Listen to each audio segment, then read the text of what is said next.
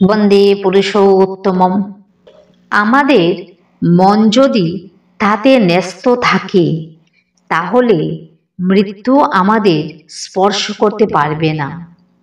এইরকমই একটি ঘটনা পরম পূজ্যপাদ শ্রী শ্রী আচার্যদেবের মুখে বলা আমি আপনাদের সাথে শেয়ার করছি।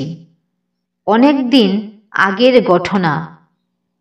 এক দাদা হিমায়তপুর যাচ্ছেন ঠাকুর দর্শনে।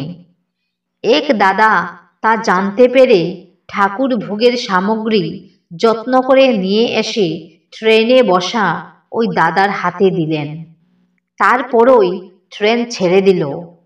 প্ল্যাটফর্মে জানালার পাশে দাঁড়িয়ে আবার স্মরণ করিয়ে দিলেন, ঠাকুরকে দেবেন কিন্তু।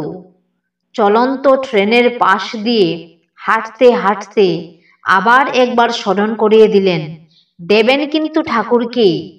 ওই আবেগে চলন্ত ট্রেনের সাথে ছুটতে গিয়ে তিনি সহসা প্ল্যাটফর্ম থেকে নিচে পড়ে যান।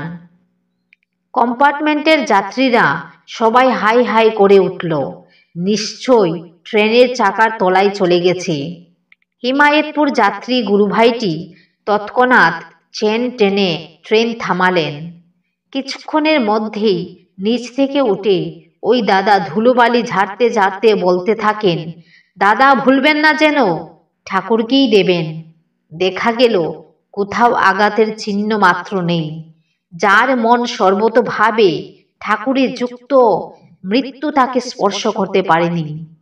অসাবধানতার দরুন আমাদের শরীরের উপর দিয়ে অনেক কিছু ঘটে যেতে পারে, কিন্তু মৃত্যু আমাদের স্পর্শ করতে পারবে না যদি মন তাতে ন্যস্ত থাকে। পরম পূজ্যপাদ শ্রী শ্রী আচার্যদেব। জয় গুরু।